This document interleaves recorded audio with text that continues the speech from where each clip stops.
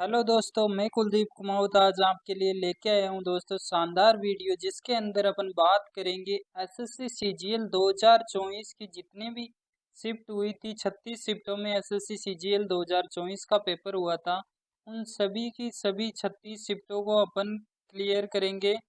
तो दोस्तों सबसे पहले बात करते हैं कि एसएससी सीजीएल 2024 के अंदर टोटल 36 शिफ्ट हुई थी, जिसके अंदर कंप्लीट शिफ्टों का डिटेल सॉल्यूशन प्रोवाइड किया जाएगा।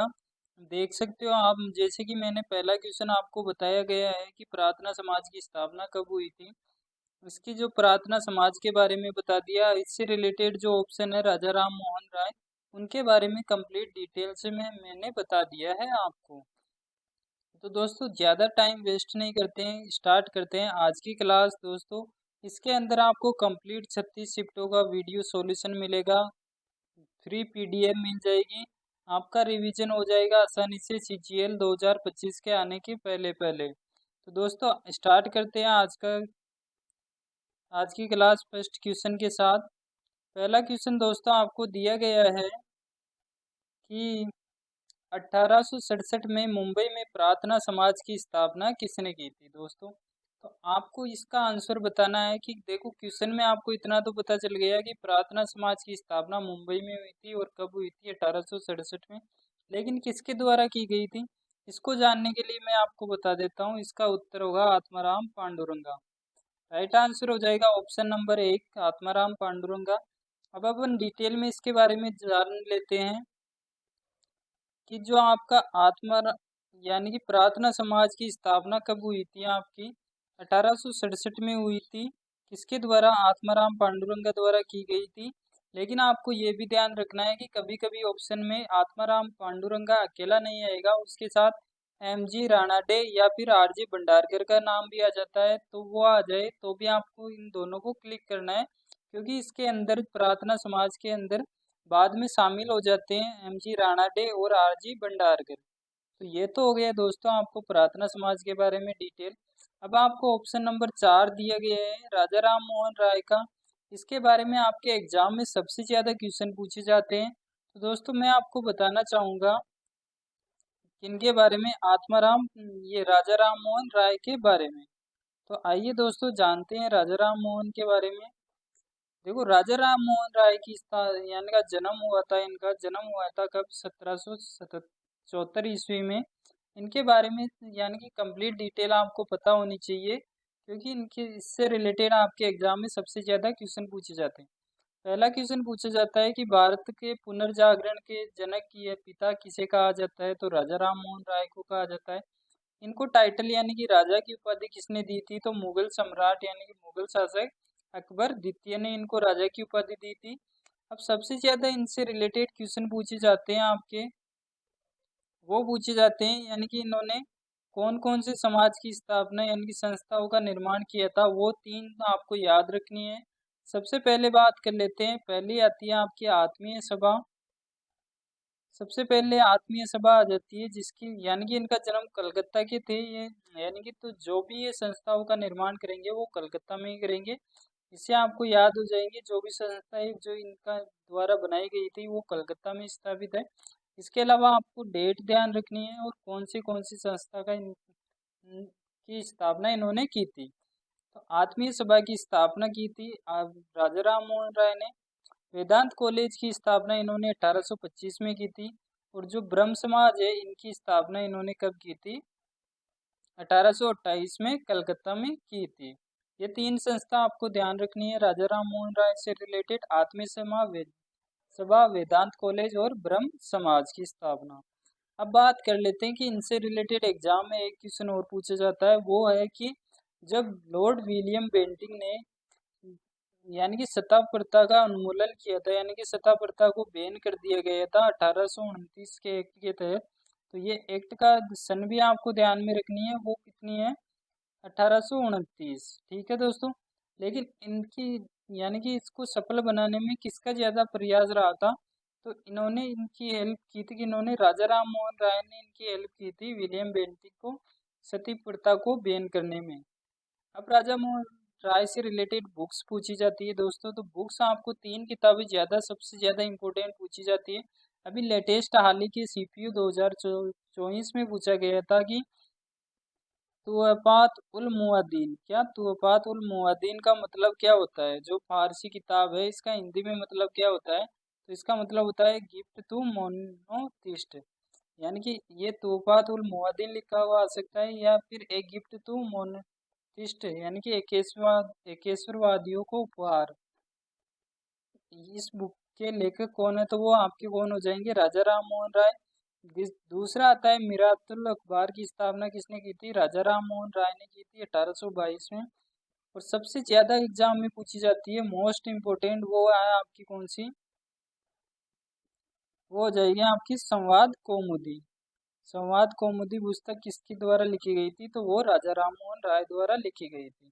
इनकी यानी कि मृत्यु हो जाती है कब? 1833 में, ब्रिस्टल इंग्लैंड में। तो ये पॉइंट आपको राजा राम मोहन राय के बारे में कंप्लीट पता होना चाहिए। तो देख रहे हो दोस्तों, इतना डिटेल में अपन करेंगे कंप्लीट शिफ्टों का सॉल्यूशन, तो आपका रिवीजन कंप्लीट होता जाएगा।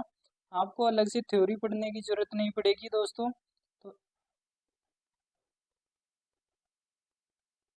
ठीक है दोस्तों, तो आइए चलते हैं नेक्स्ट क्वेश्चन के ऊपर।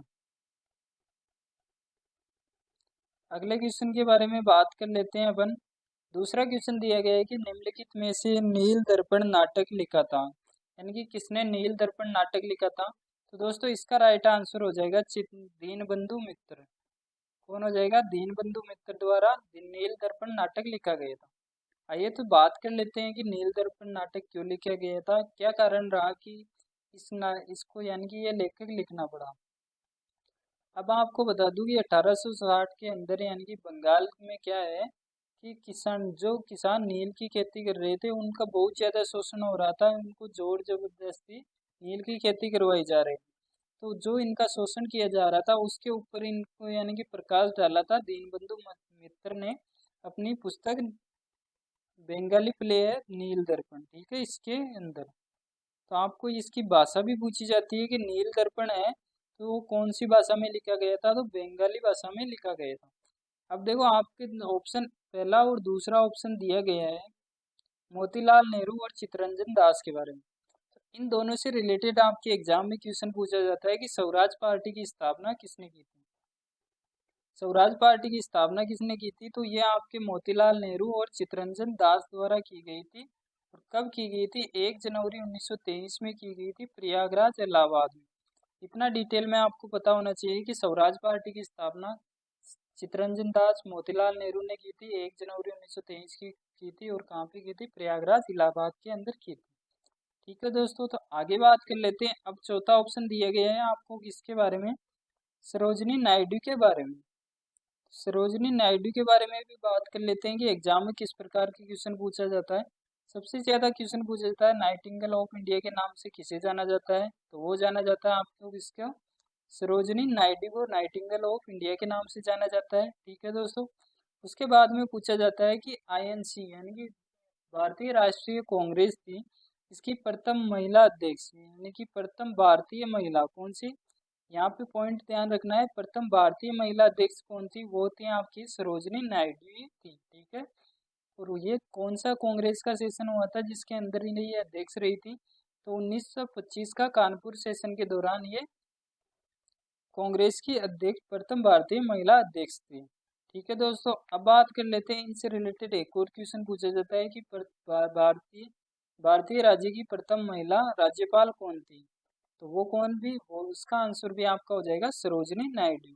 ठीक है दोस्तों, अब आपको कमेंट बॉक्स में बताना है कि आईएनसी की प्रथम महिला अध्यक्ष कौन थी, ना कि ये नहीं पूछ रहा प्रथम भारतीय महिला, मैं इसे पूछ रहा हूँ कि आईएनसी की प्रथम महिला अध्यक्ष कौन थी। ठीक है दोस्तों, आगे चलते हैं नेक्स्ट क्वेश्चन के ऊपर।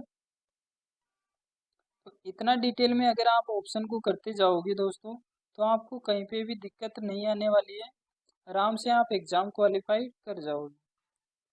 अब दोस्तों बात करते हैं क्वेश्चन नंबर 3, जिसके अंदर दिया गया है कि निम्नलिखित में से किसने 1929 में बिहार प्रांतीय किसान सभा का गठन किया? ठीक है दोस्तों, तो इसका आंसर हो जाएगा, राइट आंसर हो जाएगा इसका राइट आंसर हो जाएगा स्वामी सहजानंद सरस्वती जी। के द्वारा बिहार प्रांतीय किसान सभा का गठन किया गया था 1929 में। अब इससे रिलेटेड आपके एग्जाम में पूछे जाते हैं जो किसान सभा ये हुई थी उनसे, यानी कि किसानों से रिलेटेड आंदोलन या फिर किसान सभाएं कौन कौन सी हुई थी उनसे रिलेटेड आपके एग्जाम में क्वेश्चन पूछे जाते हैं। तो आइए बात करते हैं सबसे पहले बिहार प्रांतीय किसान सभा के बारे में। तो दोस्तों सबसे पहले बात कर लेते हैं अपन बिहार किसान, यानी कि बिहार प्रोविंशियल किसान सभा, यानी कि इसको BPKS भी बोला जाता है दोस्तों, ठीक है। इसकी स्थापना 1929 में किसके द्वारा की गई थी? स्वामी सहजानंद सरस्वती ने की थी। इसका उद्देश्य क्या था, यानी कि इसको स्टेब्लिश करने का क्या एम था? व्हाट इज एम, यानी कि एम क्या था इसमें, क्या एम था? क्योंकि 1929 के दौरान यानी कि किसानों और गैर सामंती द्वारा क्या आंदोलन किए जा रहे थे, क्योंकि इनका शोषण किया जा रहा था किसानों के ऊपर। तो किसानों की समस्याओं समस्याओं के ऊपर आवाज उठाने के लिए ये आंदोलन यानी कि ये सभा का गठन किया गया था, जिसके अंदर किसानों की समस्याओं को समझा जाएगा और उनसे रिलेटेड उनको यानी कि समस्याओं को खत्म करने के लिए प्रयास किए जाएंगे, ठीक है। इसमें किसानों के अधिकारों के बारे में बात की गई है और गैर सामंत विरोधी आंदोलन के लिए काम करने के लिए कहा गया है। अब दोस्तों आगे बात कर लेते हैं कि अब आपको पता होना चाहिए कि 1929 में ये इतनी फेमस हो गई थी, यानी कि इसको स्थापना बिहार राज्य में बिहार में किया गया था, लेकिन ये ऑल इंडिया लेवल तक फैल चुकी थी क्योंकि इसके द्वारा किए गए कार्य बहुत सराहनीय थे। तो दोस्तों यही आगे चल के आपकी कौन बन जाती है? ऑल इंडिया किसान सभा, यानी कि AIKS, यानी कि अखिल भारतीय किसान सभा बन जाती है। यही आपकी बिहार BPKS। तो इसी को इंडिया लेवल पे यानी कि 1936 में कांग्रेस का जो लखनऊ सेशन था 1936 में, तो इसमें इसकी ऑल इंडिया किसान सभा की स्थापना कर दी जाती है दोस्तों, ठीक है। तो ऑल इंडिया किसान सभा की स्थापना कब की गई थी? 1936 में कांग्रेस के लखनऊ सेशन के दौरान। अब जो ऑल इंडिया किसान सभा थी, आपको बताया कि BPKS के अध्यक्ष कौन थे, यानी कि किस फाउंडर कौन थे? स्वामी सहजानंद सरस्वती जी थे। तो इन्हीं को आगे चल के जो आपकी ऑल इंडिया किसान सभा थी उसका प्रथम प्रेसिडेंट यानी कि अध्यक्ष बना दिया गया था। किनको? स्वामी सहजानंद सरस्वती जी को, ठीक है। लेकिन जो इनके यानी कि जो महासचिव था वो कौन थे? NG रंगा, ठीक है दोस्तों। अब NG रंगा के बारे में बता दूं, ये क्या थे? आंध्र प्रांतीय किसान सभा थी जो आंध्र प्रदेश में चलाई जा रही थी, उसके फाउंडर थे। तो ये दो किसान सभाएं थी, बिहार और आंध्र प्रदेश किसान सभाएं, इनको ही ज्वाइंट करके आपके ऑल इंडिया किसान सभा बना दी गई थी, जिनमें इनके अध्यक्ष तो बना दिया गया स्वामी सहजानंद सरस्वती जी को, और NG रंगा को इनका महासचिव बना दिया गया, यानी कि पहले महासचिव कौन थे? NG रंगा। तो इतना आपको कंप्लीट डिटेल में पता होना चाहिए दोस्तों। आगे चलते हैं दोस्तों नेक्स्ट, यानी कि आपसे इससे रिलेटेड एक और एग्जाम में क्वेश्चन पूछा जाता है, वो कौन सा? बारदोली सत्याग्रह का। तो जो आपके SSC में सबसे ज़्यादा पूछा जाता है सरदार वल्लभ भाई पटेल के बारे में। तो बारदोली सत्याग्रह का नेतृत्व किसने किया था? सरदार वल्लभ भाई पटेल जी ने किया था, ठीक है। अब इनको जो सरदार वल्लभ भाई थे, इनको सरदार की उपाधि किसने दी थी? तो ये दी गई थी बारदोली की महिलाओं द्वारा। किनके द्वारा? बारदोली की महिलाओं द्वारा इनको सरदार की उपाधि दी गई थी, ठीक है। अभी बारदोली सत्याग्रह हुआ क्यों था? जो बारदोली स्थान है आपका लोकेटेड है गुजरात के अंदर, उसमें 1928 में टैक्स क्या है? किसानों के ऊपर टैक्स रेटेड बढ़ा दी गई थी।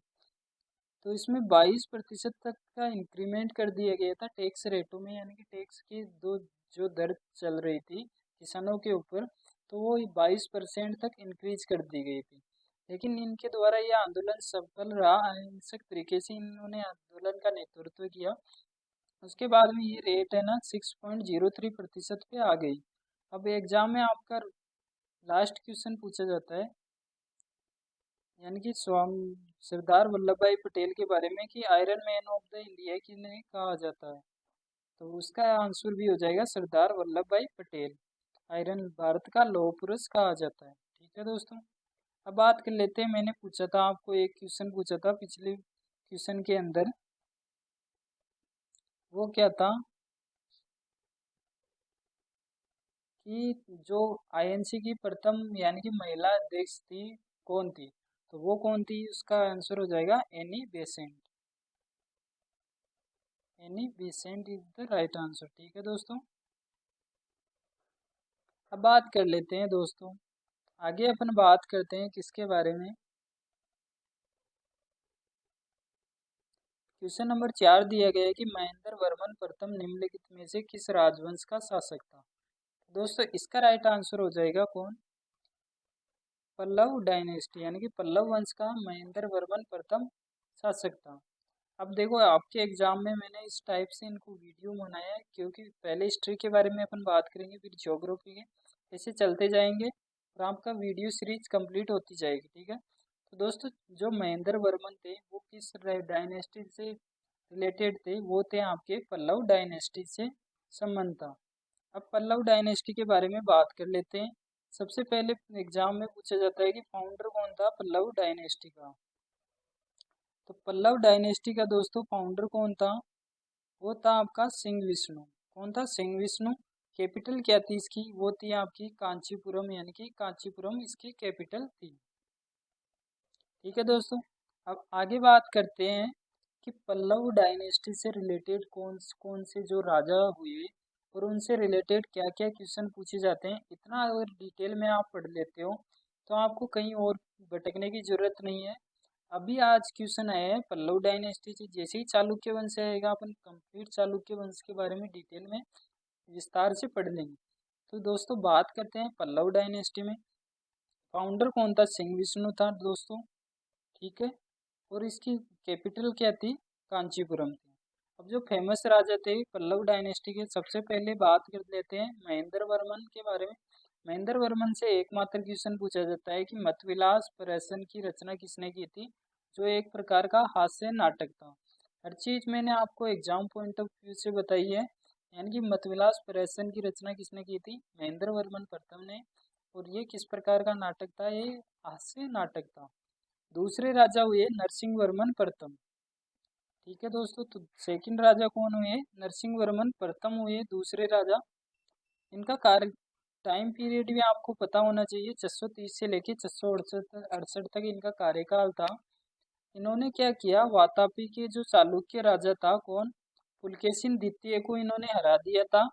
और तभी से नरसिंह वर्मन ने किसकी उपाधि धारण की थी?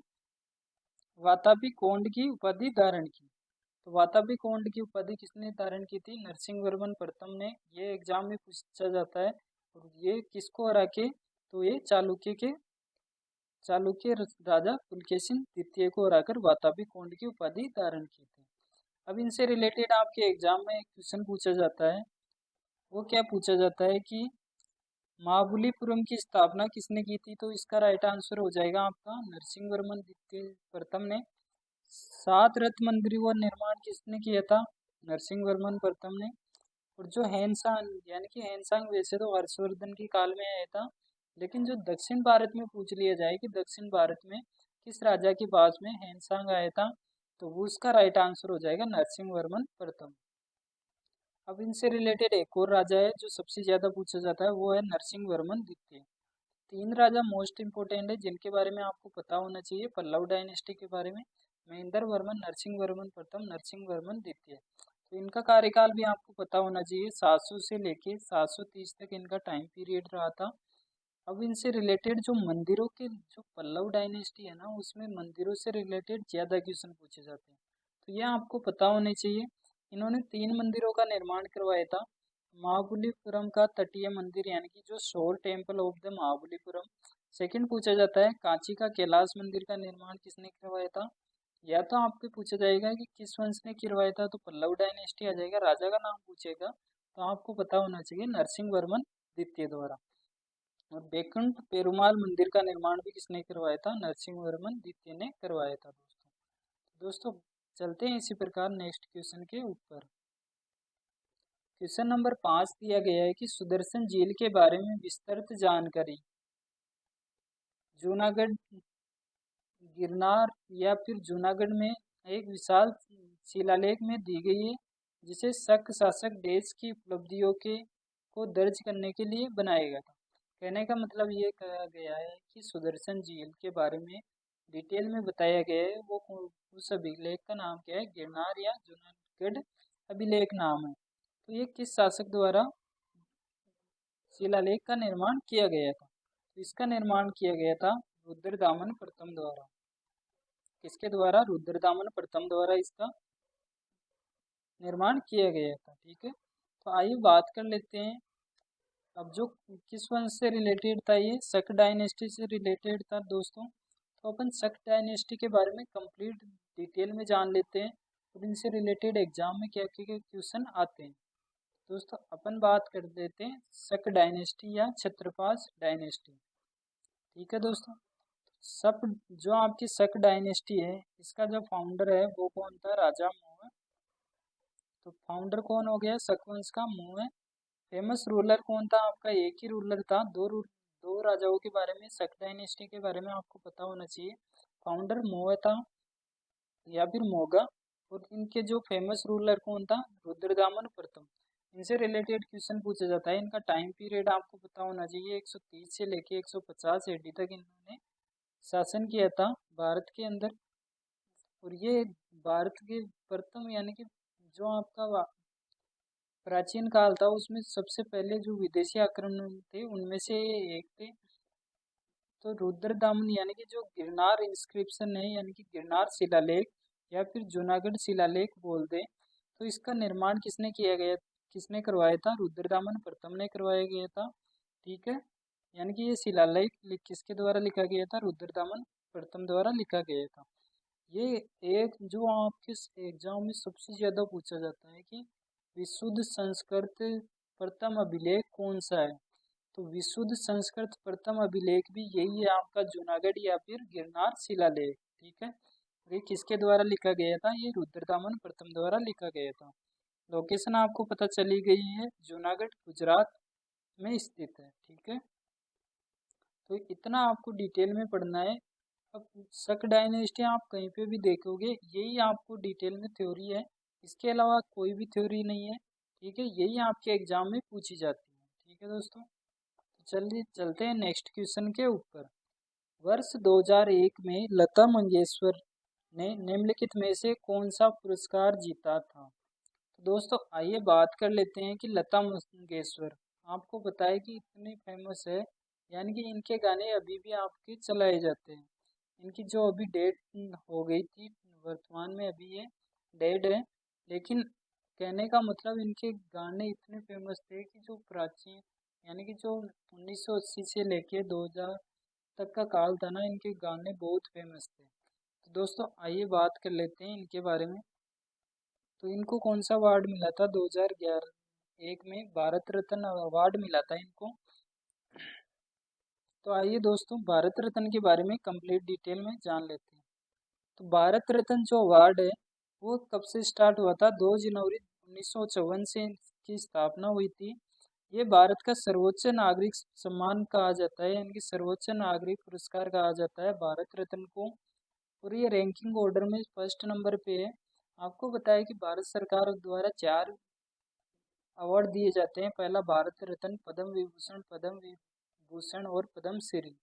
तो ये सबसे हाईएस्ट टॉप प्रायोरिटी का अवार्ड है आपका भारत रत्न। अब ये दिया किन किन क्षेत्र में दिया जाता है? ये आपके कला हो गई, साहित्य हो गया, विज्ञान हो गया और सार्वजनिक सेवाएं यानी कि पब्लिक सर्विसेज हो गई, इन सभी के फील्ड में दिया जाता है यह आपका भारत रत्न अवार्ड। ठीक है दोस्तों, तो जो भारत रत्न है 1954 में सबसे पहले किनको मिला था?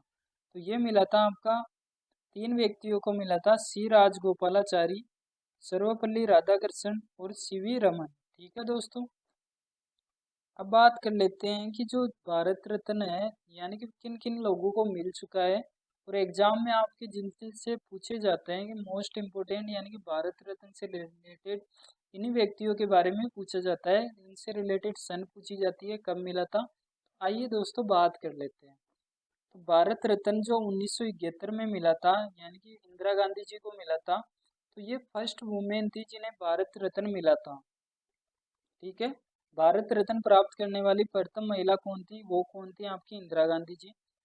अब एक पूछा जाता है कि मदर टेरेसा के बारे में पूछा जाता है। ठीक है दोस्तों, तो मदर टेरेसा को भारत रत्न कब मिला था? 1980 में मिला था। 1979 में इनको शांति के लिए क्या नोबेल प्राइज भी मिल गया था। ठीक है दोस्तों। अब आइए दोस्तों बात कर लेते हैं कि 1987 में पहले विदेशी कौन थे जिनको भारत रत्न दिया गया, यानी कि भारत के व्यक्ति को नहीं, भारत से बाहर किसी व्यक्ति को जो भारत रत्न मिला वो पहले व्यक्ति कौन थे? अब्दुल गफ्फार खान थे। ठीक है। और इनको कब मिला था? 1987 में मिला था। अब दोस्तों आपके एग्जाम में सबसे ज्यादा यानी कि बार बार रिपीट होने वाला क्वेश्चन कौन सा है, यानी कि सिंगिंग के लिए प्रथम भारत रत्न किनको दिया गया था? यानी कि गायिका के रूप में प्रथम भारत रत्न पाने वाली प्रथम महिला यानी कि प्रथम व्यक्ति कौन था? तो वो कौन था आपका? MS सुब्बुलक्ष्मी। अब ज्यादातर व्यक्ति कंफ्यूज हो जाते हैं कि जैसे ही आपको यानी कि प्रथम महिला गायिका कौन थी भारत रत्न पाने वाली, तो उसका नाम आते ही most of the student Lata Mangeshkar को टिक कर देते हैं, लेकिन उनको 1998 में MS सुब्बुलक्ष्मी को सिंगिंग के लिए भारत रत्न मिल चुका था। तो ये क्वेश्चन आपको पता होना चाहिए, मोस्ट इम्पोर्टेंट है। 2001 में किनको मिला था? लता मंगेशकर को मिला था। 2014 में सचिन तेंदुलकर जो इंडियन क्रिकेटर है, सबसे कम उम्र में भारत रत्न पाने वाले पहले व्यक्ति थे और पहले खिलाड़ी भी बन गए जिनको भारत रत्न मिला था 2014 में। अब 2024 में पूछा जाता है कि भारत रत्न 5 व्यक्तियों को मिला था, तो ये भी आपको पता होना चाहिए दोस्तों। तो बिहार के जो फॉर्मर मुख्यमंत्री कर्पूरी ठाकुर थे उनको भारत रत्न मिला था। बीजेपी के लीडर लाल कृष्ण आडवाणी थे, इनको भारत रत्न मिला था। Farmer PM PV Narasimha Rao थे जिनको भारत रत्न दिया गया था। फॉर्मर प्रधानमंत्री चौधरी चरण सिंह को भारत रत्न 2024 में मिला। और MS स्वामीनाथन जो कि फादर ऑफ ग्रीन रेवोल्यूशन के नाम से जाना जाता है, इनको भारत रत्न 2024 दिया गया था। ठीक है दोस्तों, तो इतना आपको इनके बारे में कंप्लीट डिटेल में पता होना चाहिए। आइए दोस्तों आगे बात करते हैं नेक्स्ट क्वेश्चन के ऊपर। भारत का गोल्फ क्लब किस शहर में स्थित था? तो भारत का प्रथम गोल्फ क्लब किस शहर में स्थित था? तो इसका राइट आंसर हो जाएगा दोस्तों कहाँ पे?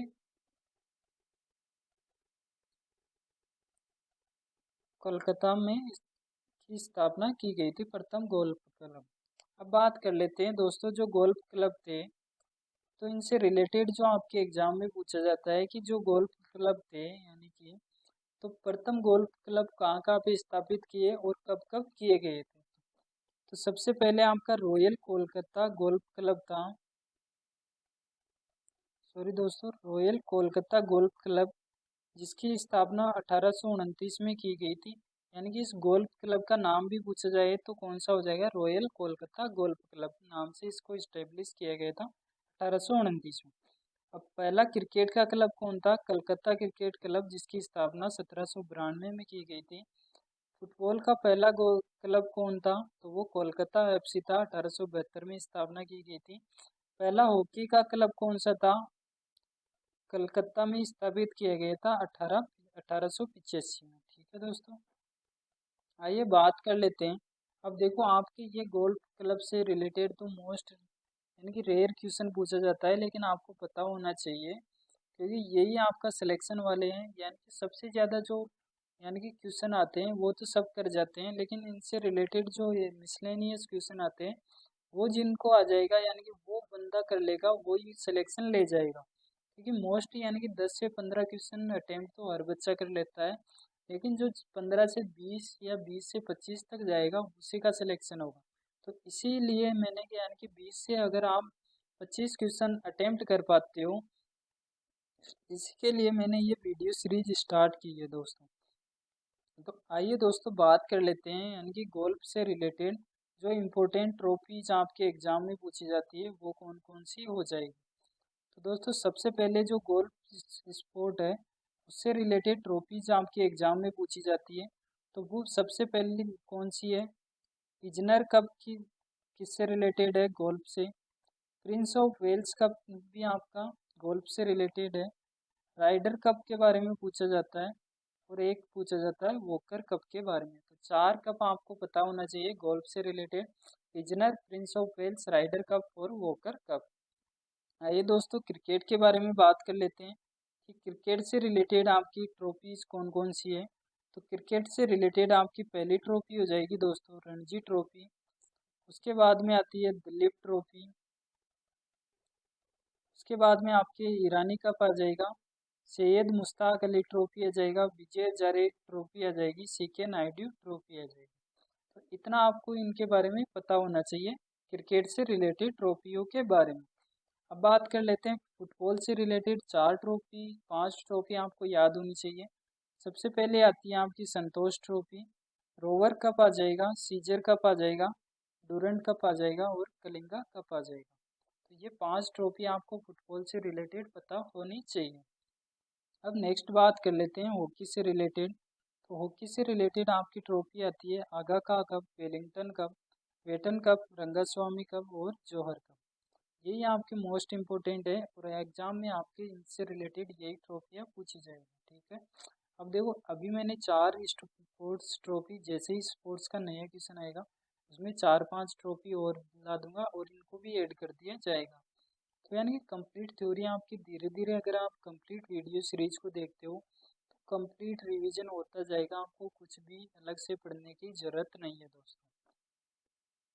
आइए दोस्तों आगे बात करते हैं नेक्स्ट क्वेश्चन के ऊपर। अगला क्वेश्चन पूछा गया है कि लठमार होली मुख्य रूप से इन राज्यों में मनाई जाती है। तो जो आपकी लठमार होली है दोस्तों वो कहाँ पे मनाई जाती है। तो लठमार होली मुख्य रूप से इन राज्यों में मनाई जाती है। तो किस राज्य में आपकी लठमार होली बनाई जाती है। तो इसका राइट आंसर हो जाएगा उत्तर प्रदेश के अंदर। तो आइए लठमार होली के बारे में या फिर उत्तर प्रदेश से रिलेटेड जो एग्जाम में आपके क्वेश्चन पूछे जाते हैं वो कौन कौन से हैं। तो सबसे पहला क्वेश्चन पूछा जाता है आपका कजरी महोत्सव कहाँ का है। तो वो भी आपका उत्तर प्रदेश का हो जाएगा। महामंडल उत्सव मनाया जाता है अयोध्या में मनाया जाता है 42 दिन तक। वो भी आपका उत्तर प्रदेश से रिलेटेड है। ताज महोत्सव भी उत्तर प्रदेश में मनाया जाता है। नौचंदी फेस्टिवल उत्तर प्रदेश में मनाया जाता है। और आपका कालिंजर फेस्टिवल भी उत्तर प्रदेश में मनाया जाता है। अब देखो आपको ऑप्शन दिया गया है कर्नाटक, अरुणाचल प्रदेश और हिमाचल प्रदेश। तो इनसे रिलेटेड फेस्टिवल की अपन बात कर लेते हैं। आइए दोस्तों तो सबसे पहले बात करते हैं कर्नाटक राज्य के फेस्टिवल कौन कौन से हैं। तो जो आपके कर्नाटक राज्य के फेस्टिवल हैं इम्पोर्टेंट फेस्टिवल, सबसे पहला आता है आपका हम्पी महोत्सव। दोस्तों हम्पी फेस्टिवल जिसे विजय महोत्सव भी बोला जाता है तो वो आपका कर्नाटक राज्य का आ जाएगा। उसके बाद में पदाकल फेस्टिवल वो आपका कर्नाटक का आ जाएगा। कंबाला फेस्टिवल जिसमें भैंसा दौड़ होती है वो आपका कर्नाटक का आ जाएगा। उसके बाद में आता है करगा फेस्टिवल, माँ मस्तकमा अभिषेक जो जेएनयू द्वारा बनाया जाता है वो भी कर्नाटक का है। उगादि फेस्टिवल भी कर्नाटक में मनाया जाता है। इसको दक्षिण का नववर्ष भी बोला जाता है। ये कर्नाटक, आंध्र प्रदेश और तमिलनाडु 3 राज्यों में मनाया जाता है। अब बात कर लेते हैं हिमाचल प्रदेश के फेस्टिवल। सबसे पहला फेस्टिवल आता है साजू, नलवारी चेट फेस्टिवल, ग्रेवल फेस्टिवल, गोची फेस्टिवल, मिंजिल फेस्टिवल और महासू फेस्टिवल। ये 6-7 फेस्टिवल आपको हिमाचल प्रदेश के याद होने जरूरी है। नेक्स्ट पूछा जाता है आपका अरुणाचल से रिलेटेड। तो अरुणाचल प्रदेश से related Solung festival, Dree festival, Mopin festival, Sangken festival, new year of Andhra Pradesh festival जिसे न्यूकम बोला जाता है। यानी कि आंध्र प्रदेश का नववर्ष फेस्टिवल कौन सा है, न्यूकम। ठीक है। अब पांगसाउ फेस्टिवल अरुणाचल प्रदेश का है। चालो लोको बुरी ब्रूट भी आपका अरुणाचल प्रदेश का है। लोसर फेस्टिवल भी आपके किसके द्वारा मनाया जाता है, मोनपा जनजाति द्वारा मनाया जाता है। ठीक है दोस्तों तो ये कंप्लीट था आपके जो ऑप्शन दिए गए थे उनसे रिलेटेड फेस्टिवल। तो दोस्तों क्वेश्चन नंबर 9 दिया गया है कि मोहन वीणा वादक पंडित विश्व मोहन भट्ट ने 1994 में कौन सा पुरस्कार जीता था। तो दोस्तों आइए बात कर लेते हैं इस पुरस्कार से रिलेटेड। आपके एग्जाम में सबसे ज़्यादा पूछा जाता है कि 19 जो ग्रैमी और ऑस्कर अवार्ड से रिलेटेड अपन बात कर लेते हैं। आइए दोस्तों तो इनको अवार्ड कौन मिला था। इनको अवार्ड मिला था, ये प्लेयर थे, सिंगर थे। तो इनको ग्रैमी अवार्ड मिला गया था। ठीक है, सबसे पहले बात कर लेते हैं अपन ऑस्कर अवार्ड के बारे में दोस्तों। ऑस्कर अवार्ड दिया गया था दोस्तों, तो ये किस फील्ड से रिलेटेड है? आपका फिल्म जगत का सबसे बड़ा फेस्टिवल यानी पुरस्कार है, वो कौन सा है? Oscar award. इसको अन्य नाम है academy of the merit, academy award of the merit के नाम से भी जाना जाता है। इसकी स्थापना 1929 में की गई थी, किसके द्वारा? एम्पास द्वारा। एम्पास की फुल फॉर्म है academy of motion picture arts and sciences. ठीक है, और ये कब दिया जाता है? मंथ ऑफ फरवरी महीने में दिया जाता है। प्रथम भारतीय महिला कौन थी जिन्हें ऑस्कर अवार्ड मिला था? 1983 में मिला था। वो कौन थी? आपकी भानु अथैया जी थे, जिनको ऑस्कर अवार्ड दिया गया था। 1992 में प्रथम भारतीय व्यक्ति कौन था जिनको भारत रत्न व्यक्ति वो ऑस्कर अवार्ड मिला था 1992 में? तो बंगाली फिल्म डायरेक्टर सत्यजीत राय थे। उसके अलावा 2009 में आपका AR रहमान, गुलजार और रेसुल पाकुटी को स्लम डॉग मिलियनेयर के लिए आपका जेहो म्यूजिक के लिए ऑस्कर अवार्ड दिया गया था। 2023 में RRR मूवी का जो नाटू नाटू सॉन्ग था, इसको बेस्ट ओरिजिनल सॉन्ग कैटेगरी में ऑस्कर अवार्ड दिया गया था। इसके अलावा अकेडमी, ठीक है, ये हो गई आपके ऑस्कर अवार्ड से रिलेटेड कंप्लीट डिटेल। अब बात कर लेते हैं ग्रैमी अवार्ड के बारे में। तो ग्रैमी अवार्ड, जिसे ग्रामोफोन अवार्ड के नाम से भी जाना जाता है, ये संगीत की यानी कि संगीत क्षेत्र में दिया जाने वाला अवार्ड है। कौन से फील्ड में दिया जाता है? संगीत के क्षेत्र में दिया जाता है दोस्तों। इसकी स्थापना 1959 में हुई थी। आपको क्या करना है? ऑस्कर अवार्ड 1929 याद रखना, उसमें 30 साल ऐड कर देंगे तो ग्रैमी अवार्ड आ जाएगा सिंगिंग के लिए। तो 1959 में 30 साल जोड़ेंगे तो 1959 आ जाएगा, 1929 में जोड़ेंगे तो ये ग्रैमी अवार्ड आ जाएगा, जिसको ग्रामोफोन अवार्ड भी बोला जाता है। तो ये किसके द्वारा दिया जाता है? तो रिकॉर्डिंग अकेडमी USA द्वारा दिया जाता है। तो प्रथम भारतीय कौन थे जिनको ग्रैमी अवार्ड मिला था? पंडित रविशंकर 1968 में, जिनको ग्रैमी अवार्ड दिया गया था। प्रथम महिला कौन थी जिनको ग्रैमी अवार्ड मिला था? वो तन्वी शाह था, जिनको 2010 में मिला था। अब बात कर लेते हैं कि 2025 में भी आपके ग्रैमी अवार्ड दिए जा चुके हैं। तो ये Grammy award Indian American vocalist थी कौन? आपकी चंद्रिका टंडन, जिनको इनका एल्बम था त्रिवेणी एल्बम, और किस कैटेगरी में इसको पुरस्कार मिला था? In the best new age category में इनको यानी कि ग्रैमी अवार्ड दिया गया। दोस्तों ये आपकी कंप्लीट हो गई है ग्रैमी और इस अवार्ड के बारे में। अब बात कर लेते हैं क्वेश्चन नंबर 10, जिसमें भारत में प्रोजेक्ट टाइगर किस वर्ष शुरू किया गया था? दोस्तों प्रोजेक्ट टाइगर से रिलेटेड आइए दोस्तों क्वेश्चन सारे के सारे कर लेते हैं। तो सबसे पहले जो प्रोजेक्ट टाइगर कब दिया गया था, इसका राइट आंसर आ जाएगा 1973 में ये दिया गया था। ठीक है दोस्तों, तो अब बात कर लेते हैं कि जो यानी कि प्रोजेक्ट रिलेटेड एनिमल से रिलेटेड जितने भी प्रोजेक्ट हैं, उनके जो कंजर्वेशन से रिलेटेड जितने भी जो आपके प्रोजेक्ट चलाए गए हैं, तो उनके बारे में डिटेल में बात कर लेते हैं। इनसे रिलेटेड आपके एग्जाम में 1 नंबर का क्वेश्चन फिक्स आता है। तो सबसे पहला पूछा जाता है कि जो आपका वाइल्ड लाइफ प्रोटेक्शन एक्ट है यानी कि वन्य जीव संरक्षण एक्ट कब लागू किया गया था? 1972 में लागू किया था। उसके बाद में पूछा जाता है प्रोजेक्ट अंगुल यानी कि कश्मीरी स्टेक्स से रिलेटेड ये कब लॉन्च हुआ था? तो ये 1970 में लॉन्च किया गया था। प्रोजेक्ट टाइगर मैंने आपको बता दिया 1973 में शुरू किया गया था। उसके बाद में प्रोजेक्ट एलिफेंट आपका 1992 में। ठीक है, उसके बाद में प्रोजेक्ट स्नो लेपर्ड आपका 2009 में शुरू किया गया था। प्रोजेक्ट गंगेटिक डॉल्फिन आपका 2009 में स्थापित किया गया था यानी कि शुरू किया गया था। प्रोजेक्ट ग्रेट इंडियन बस्टर्ड से रिलेटेड जो आपका प्रोजेक्ट है वो 2012 में शुरू किया गया था। और प्रोजेक्ट क्रोकोडाइल आपका 1975 में शुरू किया गया था। तो इतना आपको पता होना चाहिए। ठीक है दोस्तों, चलते हैं नेक्स्ट क्वेश्चन के ऊपर। Question number 11, cricket control board BCCI का मुख्यालय कहाँ पे स्थित है? तो दोस्तों बात कर लेते हैं जो BCCI है वो आपके क्रिकेट से रिलेटेड आपको दो संस्थाओं के बारे में आपको पता होना चाहिए।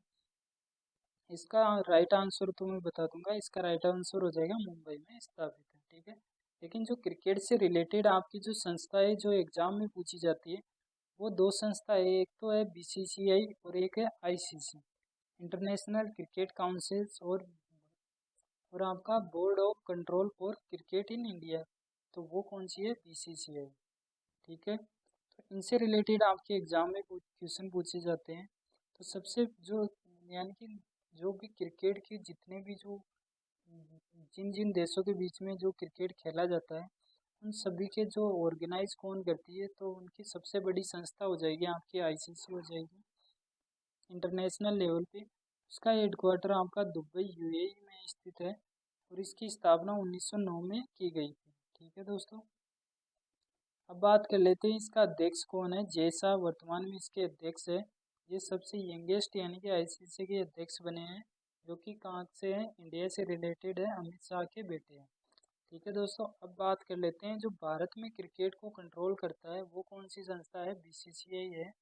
ठीक है, तो इसका हेडक्वार्टर आपका कहाँ पे है, मुंबई में है। इसकी स्थापना 1928 में की गई थी। इसके वर्तमान प्रेसिडेंट है रॉजर बिन्नी। इसके जो सेक्रेटरी है देवजीत सेकिया है। भारतीय क्रिकेट भारतीय पुरुष की जो क्रिकेट टीम है उसके कोच है गौतम गंभीर, और जो महिला टीम है उसके कोच है आपके अमूल मजूमदार, ये भी आपको पता होना चाहिए। ठीक है दोस्तों, तो ये था आपका बीसीसीआई और आईसीसी के बारे में। बात कर लेते हैं क्वेश्चन नंबर 12 के बारे में। हेलो दोस्तों, क्वेश्चन नंबर 12 दिया गया है कि अनुच्छेद 32 के समान प्रावधान कौन सा अनुच्छेद रखता है। तो दोस्तों आपको पता होगा कि आर्टिकल 32 में दिया गया है संवैधानिक उपचारों का अधिकार, यानी कि कोई भी अगर मूल अधिकार है यानी कि उसकी कोई भी उल्लंघन करता है तो उससे उपचारों यानी कि उससे रेमेडी यानी कि उपचार प्राप्त करने के लिए अधिकार दिया गया है आर्टिकल नंबर 32 में। इसके अकॉर्डिंग सुप्रीम कोर्ट क्या करती है, 5 प्रकार की रिट जारी करती है, दोस्तों आपको पता ही होगा। तो इसी के सेम रिलेटेड जैसे सुप्रीम कोर्ट आर्टिकल 32 के तहत 5 प्रकार की रिट जारी करती है, उसी प्रकार हाई कोर्ट भी 5 प्रकार की रिट जारी करती है, लेकिन कौन से आर्टिकल के तहत वो करती है, आर्टिकल 226 के तहत। तो दोस्तों इसका राइट आंसर हो जाएगा ऑप्शन नंबर 4, यानी कि कौन सा, आर्टिकल 226 के तहत आपकी क्या, हाई कोर्ट 5 प्रकार की रिट जारी करती है। अब दोस्तों आपको ये रिट रिट बोल रहा हूँ तो रिट के बारे में आपको पता होना चाहिए कि रिट क्या होती है। तो दोस्तों अब बात करते हैं कि सुप्रीम कोर्ट 5 प्रकार की रिटें जारी करती है, यानी कि कोई भी या तो कोई संस्था या संस्था मान लो या कोई व्यक्ति कोई ढंग से काम नहीं कर रहा या मौलिक अधिकारों का उल्लंघन कर रहा है या अपने अधिकार से ज़्यादा बढ़ के कोई काम कर रहा है, गवर्नमेंट सर्वेंट या फिर हाई कोर्ट अपने एरिया से ज़्यादा जाके अपना कोई फैसला सुना देती है, तो उसको कैंसिल करने के लिए सरकार क्या करती है, सुप्रीम कोर्ट क्या करती है, 5 प्रकार की रिट जारी करती है। अभी अपन पांचों रिटों के बारे में जानेंगे। पहली रिट है आपकी बंदी प्रत्यक्षीकरण यानी कि ओबियस कर्पस। दूसरी रिट आती है आपकी परमादेश यानी कि मैंडामस। तीसरी आती है प्रतिषेध। चौथी आती है उत्प्रेषण और पांचवी आती है अधिकार पर्चा। तो ये 5 रिटें आपको पांचों रिटों का नाम याद होना चाहिए आपको। ठीक है दोस्तों, 5 रिट है और पांचों रिटों का कंठस्थ नाम याद होना चाहिए। दोस्तों इस प्रकार आगे चलते हैं नेक्स्ट क्वेश्चन के ऊपर।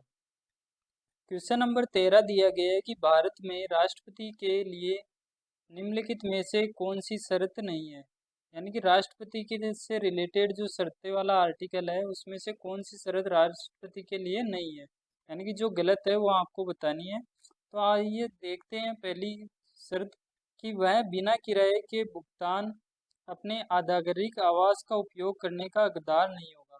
ये बात बिल्कुल गलत है, यानी कि वो हकदार होता है। वह संसद की किसी भी सदन का सदस्य नहीं होगा, ये बिल्कुल बात सही है। उसके कार्यकाल के दौरान उसके वेतन और भत्ते कम नहीं किए जा सकते, ये भी बिल्कुल बात सही है। और वह किसी लाभ के पद पर भी नहीं रहेगा, ये भी बिल्कुल सही बात है। लेकिन फर्स्ट कंडीशन इज रॉन्ग। ठीक है, तो दोस्तों बात कर लेते हैं अब आपके एग्जाम में क्या पूछा जाता है। इसका आंसर तो मैंने बता दिया, लेकिन आपके एग्जाम में पूछा जाता है राष्ट्रपति से रिलेटेड आर्टिकल। तो दोस्तों बात करते हैं राष्ट्रपति से रिलेटेड आर्टिकल आते हैं। तो देखो मैंने यहाँ पे ट्रिक बनाई है, जो ट्रिक के माध्यम से आप याद कर लेना कि राष्ट्रपति से रिलेटेड आर्टिकल को कैसे याद करेंगे।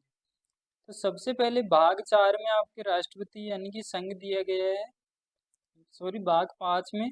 और वहाँ से आपके आर्टिकल नंबर 52 से स्टार्ट होता है आपका राष्ट्रपति, और 61 तक आपका राष्ट्रपति चलता है। आर्टिकल 52 से लेके 61 तक राष्ट्रपति के से रिलेटेड अनुच्छेद दिए गए हैं। उनको याद करने का तरीका है पकानी कोको दुयो दसम। ठीक है, वैसे आपका हो जाएगा, आपका राष्ट्रपति का पद हो जाएगा। कास्य हो जाएगा दोस्तों, कार्यपालिका का प्रधान होता है आपका राष्ट्रपति। वास्तविक प्रधान तो आपका प्रधानमंत्री होते हैं, लेकिन नाम मात्र का प्रधान आपका राष्ट्रपति होता है। नीचे हो जाएगा आपका निर्वाचन, यानी कि राष्ट्रपति का निर्वाचन कैसे होगा।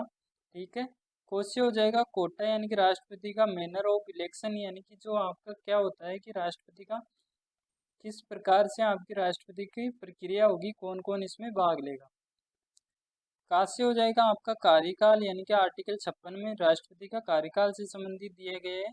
आर्टिकल 57 में उनकी दोबारा नियुक्ति दी गई है, यानी कि दोबारा भी वह निर्वाचित हो सकता है, निर्वाचित हो सकता है। कार्यकाल आपको बताया राष्ट्रपति का 5 साल का होता है। राष्ट्रपति के लिए योग्यता से संबंधित आर्टिकल है आर्टिकल 58। और राष्ट्रपति पद के लिए जो शर्तें अभी मैंने बताई है वो किसमें, आर्टिकल 59 में दी गई है। आर्टिकल 60 में दी गई है, राष्ट्रपति की शपथ से संबंधित आर्टिकल है आर्टिकल 60। और राष्ट्रपति पर महाभियोग लगाया जाता है तो वो कौन से आर्टिकल से लगाया जाता है, आर्टिकल 61 के तहत। तो दोस्तों ये थी आपके राष्ट्रपति के से रिलेटेड जो जितने भी आर्टिकल थे उनको याद करने की ट्रिक। दोस्तों आगे चलते हैं नेक्स्ट क्वेश्चन के ऊपर।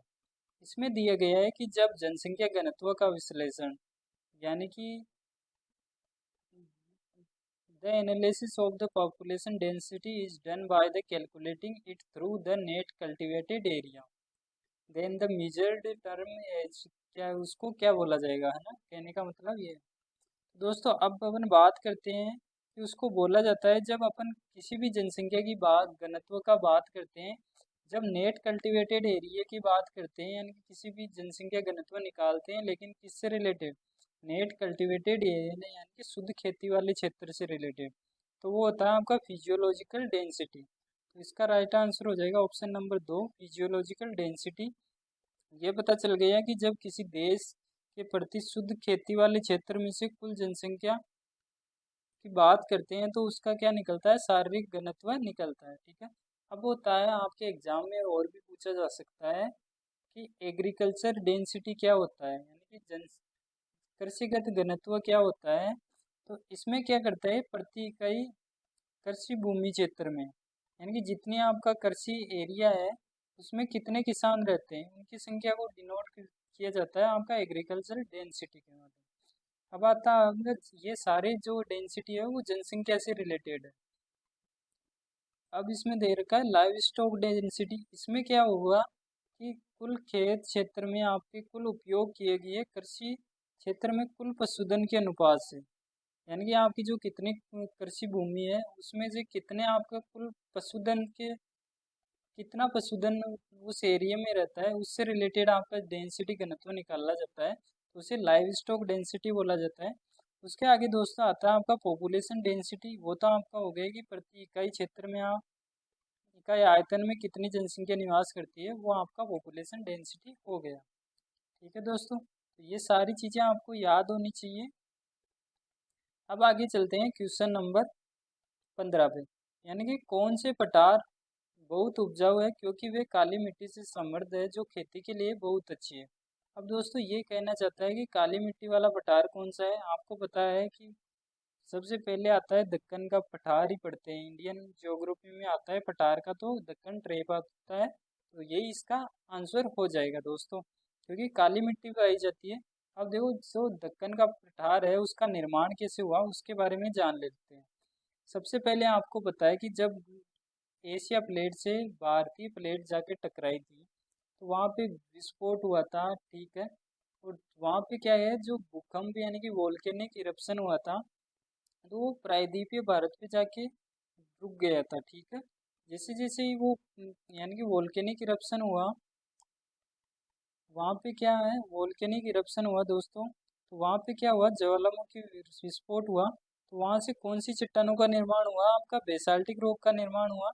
यही बेसाल्टिक रॉक रॉक का जब आपका वेदरिंग और इरोजन हुआ, यानी कि अपक्षय और अपरदन हुआ, तो क्या होता है, देखो चट्टान का तो क्या होता है वेदरिंग, और मिट्टी का होता है अपरदन। जब हुआ तो ये क्या है, बेसाल्टिक रॉक चेंज हो गई किसमें, ब्लैक सोइल में। और इसी से आपका ब्लैक सोइल जो कि कपास की खेती के लिए उपजाऊ होती है, तो वो किस में पाई जाती है, दक्कन के पठार में। अब दोस्तों आपके एग्जाम से रिलेटेड कुछ क्वेश्चन पूछे जाते हैं कि आपके कौन सा पठार कहाँ पे स्थित है, ठीक है। तो देखो ये है आपकी सबसे पहले अरावली पर्वतमाला, और ये हो गई आपकी विंध्याचल पर्वतमाला। तो अरावली और विंध्याचल पर्वतमाला के मध्य कौन सा पठार है, आपका मारवाड़ का पठार और मालवा का पठार। आपके एग्जाम में पूछा जाता है कि अरावली पर्वतमाला और विंध्याचल पर्वतमाला के मध्य कौन सा पठार है। इसका राइट आंसर या तो मारवाड़ आएगा ऑप्शन में, या फिर मालवा का पठार आ जाएगा दोस्तों, ठीक है। अब आपके इधर से यानी कि पश्चिम से पूर्व का क्रम भी पूछा जाता है पठारों से रिलेटेड, तो वो क्रम भी आपको याद होना चाहिए। सबसे पहले आपका मारवाड़ का पठार आएगा, फिर मालवा का पठार, फिर देखो ये आपका क्या हो गया, बुंदेलखंड का पठार, फिर आपका ये बघेलखंड का पठार हो गया दोस्तों। ये हो गया आपका कौन सा पठार, छोटा नागपुर का पठार, और लास्ट में आपका शिलोंग का पठार आ जाता है। तो ये क्रम भी आपको पता होना चाहिए, मारवाड़, मालवा, बुंदेलखंड, बघेलखंड और छोटा नागपुर पठार, शिलोंग का पठार। अब जो आपका प्रायद्वीपीय भारत है ये, इसके अंदर जो दक्कन का पठार है ये 3 भागों में बटा हुआ है। जो आपके महाराष्ट्र वाले क्षेत्र में है, महाराष्ट्र कर्नाटक वाले क्षेत्र में, तो वहाँ पे कौन सा पाया जाता है, आपका दक्कन ट्रेप बोला जाता है उस भाग को। और जो आपका कर्नाटक में स्थित होता है उसको बोला जाता है आपका कर्नाटक का पठार। और जो आपका इस साइड पे हो गया है, यानी कि north east side, south east side में आ गया, वो होता है आपका तेलंगाना का पठार। और एक छोटा सा पठार और बचता है आपका दंडकारण्य का पठार। ये सारे आपको याद होने चाहिए दोस्तों, मैंने बता दिया कहाँ पे ये लोकेटेड है। अब दोस्तों बात करते हैं कौन क्वेश्चन नंबर 16 की, कौन सा राज्य दालों का सबसे बड़ा उत्पादक देश है। तो इसका आंसर हो जाएगा मध्य प्रदेश राज्य, यानी कि दालों का सबसे उत्पादक, सबसे बड़ा प्रोड्यूसर कौन सा राज्य है, वो है आपका मध्य प्रदेश राज्य, ठीक है दोस्तों। आगे चलते हैं क्वेश्चन नंबर 17 पे, भारत में विदेशी निवेश को अक्सर किस चुनौती का सामना करता है।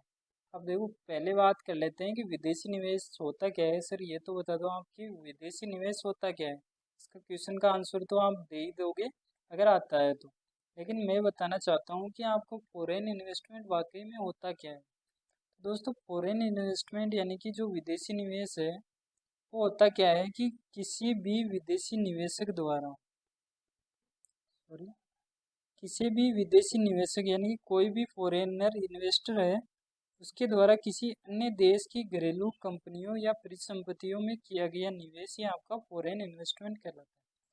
कहने का मतलब ऐसे है कि कोई अमेरिका का यानी कि किसी भी देश का आदमी आके मान लो अपने भारत के अंदर कोई, या तो कोई कंपनी खरीदता है वहाँ पे इन्वेस्ट करता है, उसमें अपनी हिस्सेदारी लेता है, या फिर भारत के कोई शेयर या बॉन्ड कोई खरीदता है और वहाँ से प्रॉफिट कमाता है, तो ये क्या है, एक प्रकार का फॉरेन इन्वेस्टमेंट हो गया भारत के अंदर। अब जो व्यक्ति आया है भारत के अंदर तो वो कैपिटल तो लगाएगा ही, ऐसे ही थोड़ी आके चला जाएगा। अगर वो बिजनेस करने के उद्देश्य से आया है तो वो क्या करेगा, कैपिटल लगाएगा।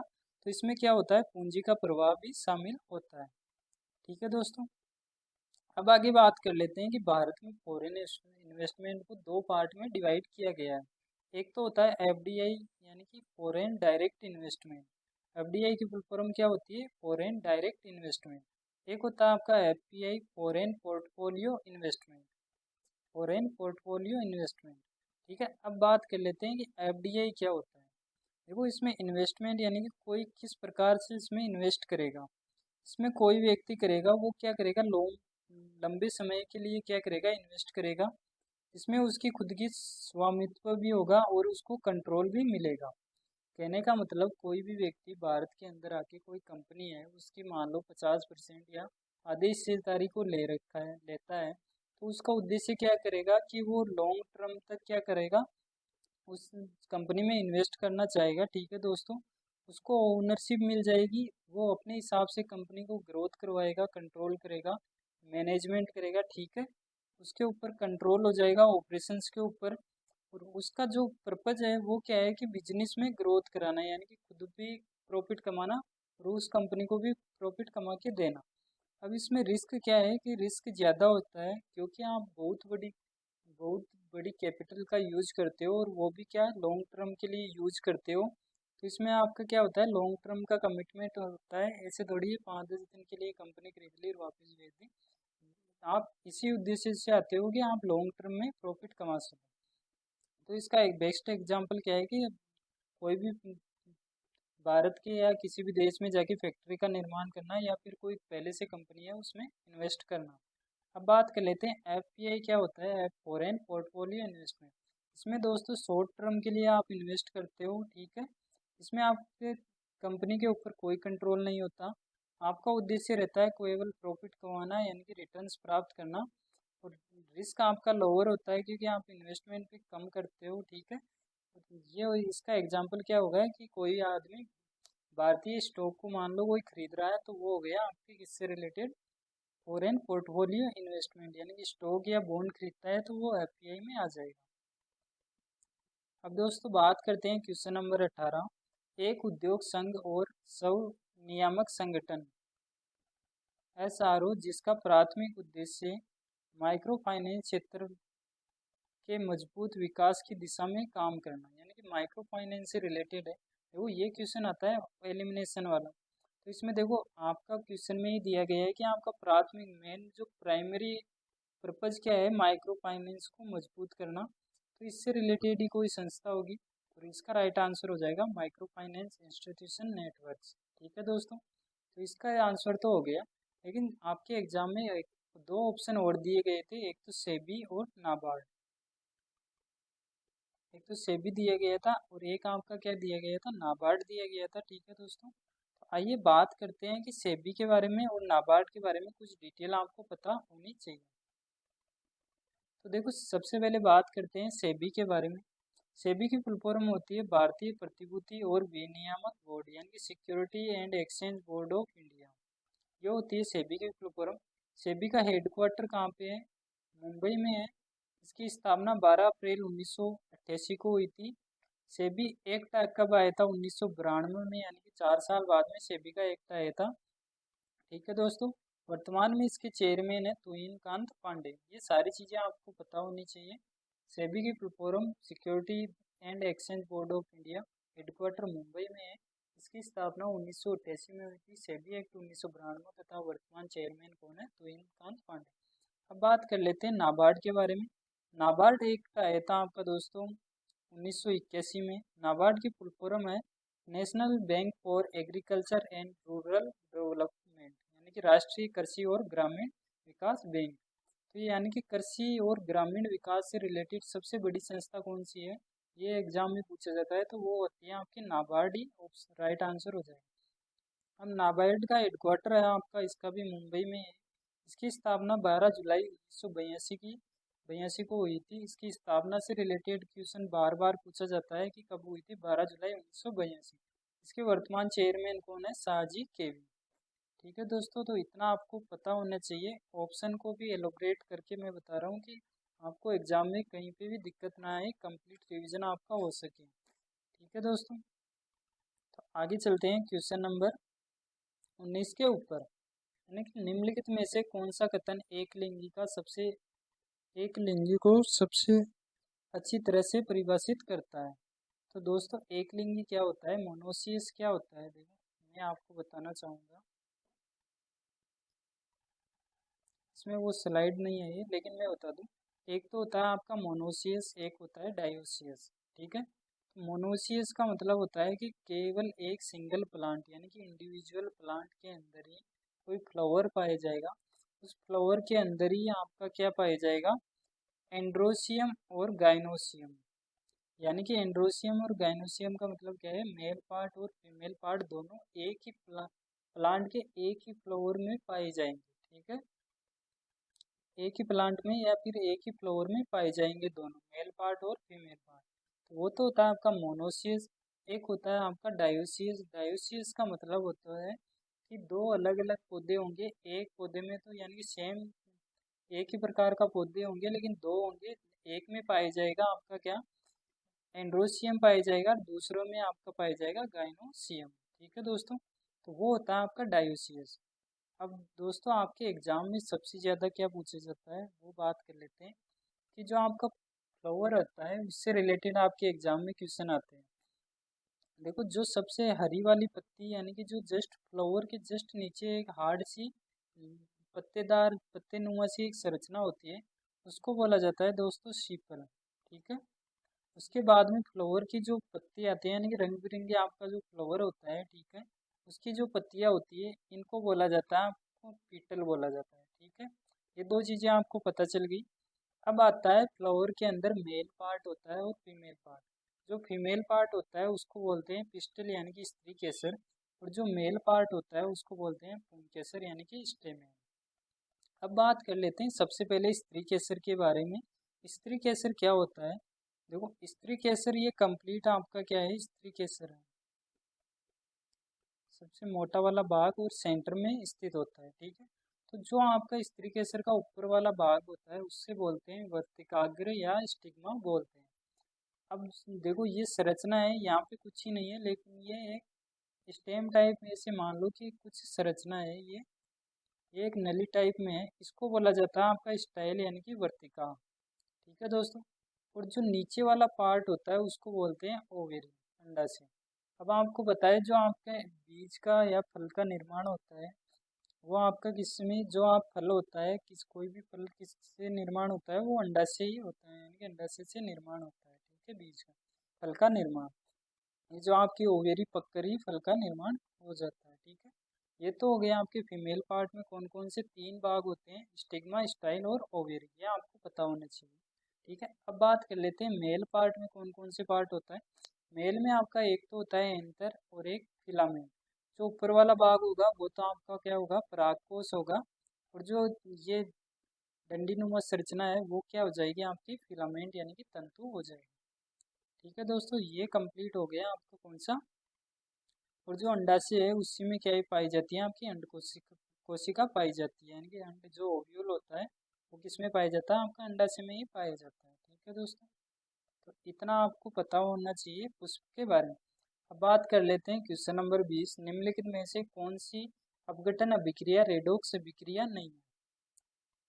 ठीक है दोस्तों, तो सबसे पहले आपको रेडोक्स अभिक्रिया के बारे में पता होना चाहिए। अपघटन अभिक्रिया का मतलब है कि कोई एक उत्पाद दो भागों में टूट जाता है, यानी कि कोई अभिकारक से टूट के क्या दो प्रकार के प्रोडक्ट बनते हैं, यानी कि किसी भी यौगिक से दो प्रकार के प्रोडक्ट बनते हैं, तो वो आपकी अपघटन अभिक्रिया होती है, डिकम्पोजिशन अभिक्रिया और कहलाती है। ठीक है दोस्तों, तो इससे पहले आपको मैं बता दूं कि अभिक्रिया क्या होती है, इसका आंसर तो मैं अभी बता दूंगा। ठीक है, लेकिन अभी आपको पता होना चाहिए कि अभिक्रिया वाकई में होती क्या है।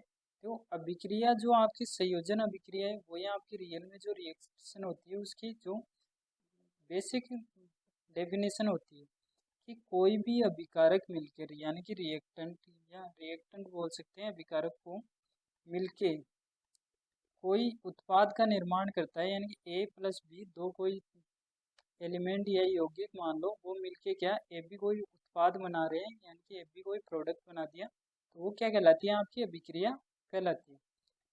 यही अभिक्रिया आपकी संयोजन अभिक्रिया होती है कि कोई दो या दो से अधिक अभिकारक मिलके कोई एक उत्पाद बनाते हैं, तो वो क्या आपकी संयोजन अभिक्रिया कहलाती है।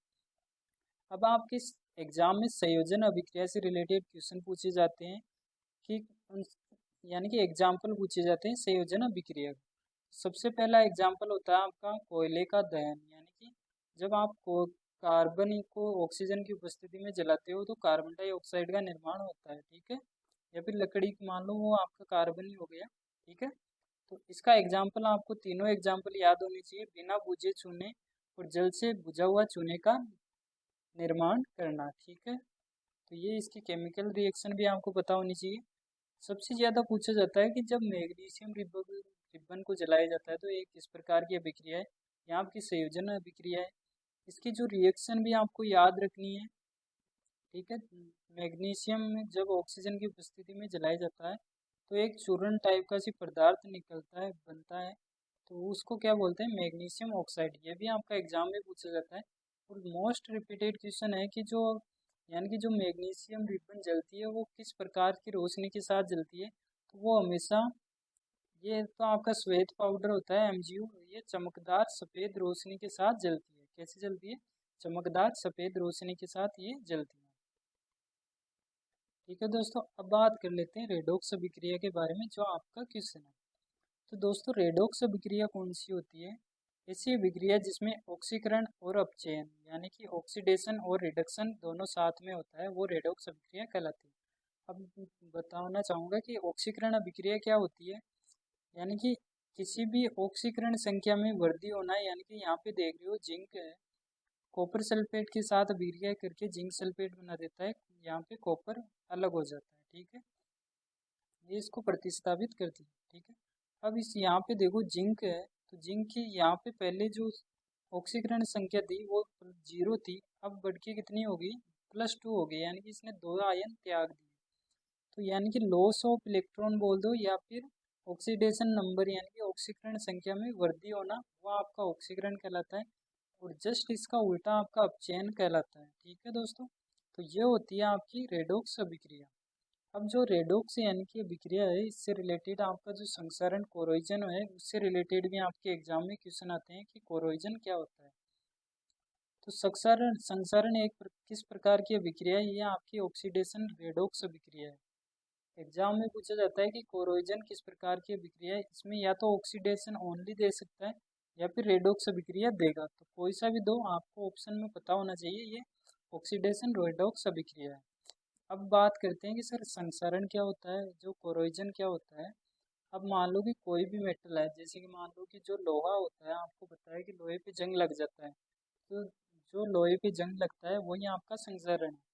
यानी कि कहने का मतलब किसी धातु जो किसी हवा या पानी आदि के संपर्क में आती है, तो रासायनिक प्रक्रिया द्वारा उसका क्रमिक विनाश होना शुरू हो जाता है, तो वही क्या कहलाता है, आपका कोरोजन कहलाता है। ठीक है दोस्तों, अब बात कर लेते हैं कि संक्षार कोरोजन सेविंग मेथड यानी कि संक्षारण से बचाने के तरीके, तो बता दूं सर कि आप किसी भी वस्तु को जंग लगाने से बचाने के, यानी कि लोहे पे अगर आप जस्ते की परत चढ़ाते हो, जिंक कोटिंग टू आयरन यानी कि लोहे पर जस्ते की परत चढ़ाना ही आपका क्या कहलाता है, गैल्वेनाइजेशन प्रोसेस कहलाता है। ठीक है, तो इससे आप संक्षारण को बचा सकते हो।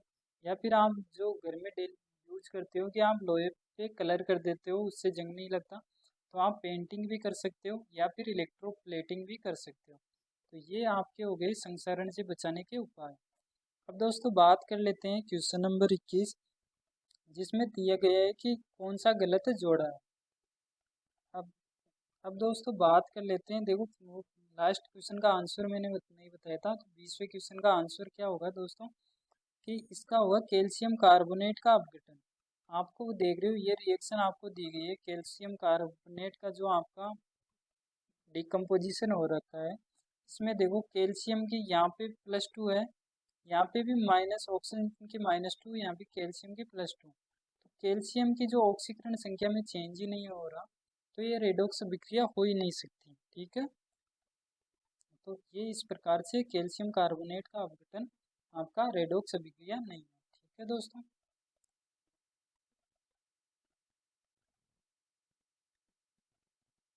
अब बात कर लेते हैं क्वेश्चन नंबर 21 में।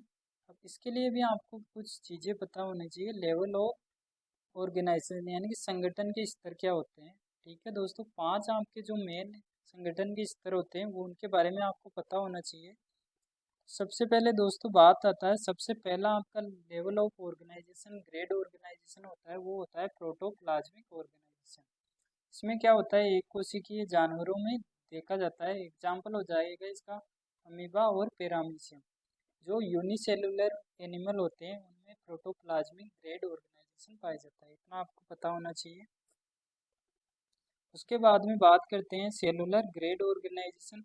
ये मल्टी सेलुलर यानी कि बहुकोशिकीय जानवरों में पाया जाएगा, आपको कौन सा, सेलुलर ग्रेड ऑर्गेनाइजेशन। इसका एग्जाम्पल हो जाएगा साइकोन पोरोफेरा संका। अब बात करते हैं सेल टिश्यू ग्रेड ऑर्गेनाइजेशन।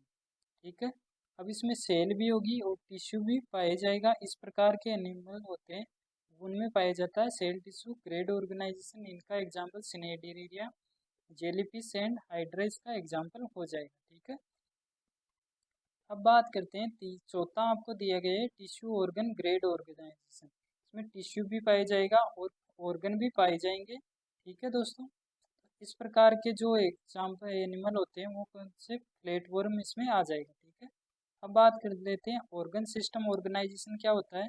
इसमें क्या होता है कि उन जानवरों में देखा जाता है जिनमें विभिन्न अंग मिलकर एक साथ अंग प्रणाली बनाते हैं, यानी कि ऑर्गन भी पाया जाएगा और जो अपने जैसे पाचन सिस्टम होता है, एग्जीक्यूटरी यानी उत्सर्जन तंत्र होता है, वो ऑर्गन भी पाए जाएंगे और वो सिस्टम भी पाया जाएगा। तो वो होता है आपका ऑर्गन सिस्टम ग्रेड ऑर्गेनाइजेशन। तो इसमें आपका क्रेब, मेंढक आ जाएगा, ह्यूमन यानी कि मनुष्य आ जाएंगे। ठीक है दोस्तों, तो ये होते हैं आपके ग्रेड ऑफ ऑर्गेनाइजेशन। ठीक है, तो अब बात कर लेते हैं, अपने क्वेश्चन के ऊपर चलते हैं। तो क्वेश्चन देखो, सेलुलर मैंने बताया था जो सेलुलर ऑर्गन होता है उसमें कौन सा है आता है आपका मल्टी सेलुलर। जो सेलुलर में कौन सा आएगा, मल्टी सेलुलर पाए जाते हैं उनको सेलुलर ग्रेड ऑर्गेनाइजेशन पाया जाता है। इसमें साइकोन मैंने बताया था, एकदम सही है। प्रोटोप्लाज्मिक में आपके यूनिसेलुलर आएंगे, अमीबा और पैरामीशियम, ये भी सही है। अब सेल टिश्यू वाला और टिश्यू ऑर्गन वाला। ठीक है, अब देखो आपको मैंने अभी बताया था जो आपका सेल टिश्यू वाला है तो इसमें कौन सा आएगा, जेलीफिश और हाइड्रा आ जाएगा। ठीक है, तो दोस्तों इसमें जो सेल टिश्यू वाले में कौन सा आएगा, जेलीफिश, ये भी एकदम सही हो जाएगा। लेकिन जो आपका टिश्यू ऑर्गन वाला है उसमें यूक्लेप्टा नहीं आएगा। इसमें मैंने आपको बताया था साइनेडरिया संके जो आपका बताए थे वो आपके इसमें आ जाएंगे। तो इसका राइट आंसर हो जाएगा ऑप्शन नंबर 4। ठीक है, तो इसी प्रकार आगे चलते हैं नेक्स्ट क्वेश्चन के ऊपर। ठीक है दोस्तों, तो वो मैंने टिश्यू ऑर्गन वाले में क्या बताया था, ये आपके कौन से प्लेटफॉर्म आएगा, वो नहीं आएगा, है ना, यूक्लेप्टा। अब दोस्तों आगे बात करते हैं क्वेश्चन नंबर 22, यानी कि what is the correct order of the basicity, यानी कि जो क्षारीयता का मूल क्रम है वो क्या होता है। आपको पता होगा कि जो आधुनिक आवर्त सारणी होती है, ठीक है दोस्तों, उसमें तत्व पाए जाते हैं। तो इसमें फर्स्ट वर्ग दिया गया है। ठीक है दोस्तों, तो इसमें ये लेना,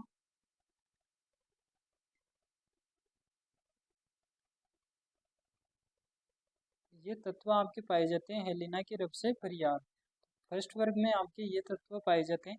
आपको बताया कि वर्ग में ऊपर से नीचे जाने पे क्या होती है, क्षारीयता, बेसिसिटी तो क्या है, इंक्रीज होगी, और जो आपकी एसिडिटी है यानी कि जो अम्लीयता है वो डिक्रीज होती है। ठीक है, ये आपको पता होना चाहिए।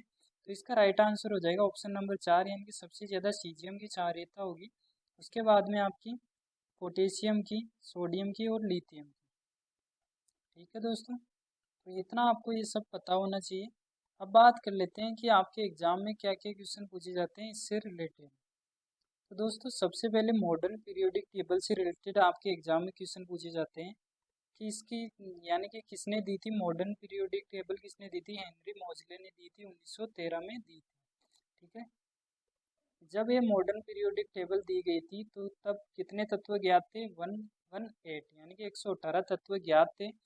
जब मॉडर्न टेबल बनाई गई थी यानी कि आवर्त आधुनिक आवर्त सारणी बनाई गई थी तो उसमें जो वर्ग थे यानी कि जो खड़ी पंक्तियाँ थी उनको तो वर्ग बोला गया था, और जो आपकी हॉरिजॉन्टल लाइनें थी उनको आपको आवर्त बोला गया था। तो आवर्त की संख्या तो आपकी 7 थी और वर्ग की संख्या 18 थी, और इनको 4 भागों में डिवाइड किया गया था जिनको ब्लॉक बोला गया था, SPDF ब्लॉक में बांटा गया था। ठीक है, अब देखो इस क्वेश्चन में अपन ग्रुपों के बारे में बात करेंगे। नेक्स्ट कोई अगर आगे एक क्वेश्चन आता है आपका मॉडर्न पीरियोडिक टेबल से रिलेटेड, उसमें अपन आवर्त के बारे में बात करेंगे।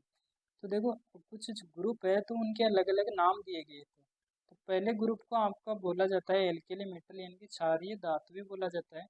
सेकंड ग्रुप को आपका बोला जाती है क्षारीय मृदा धातु, एल्कलाइन अर्थ मेटल्स बोला जाता है।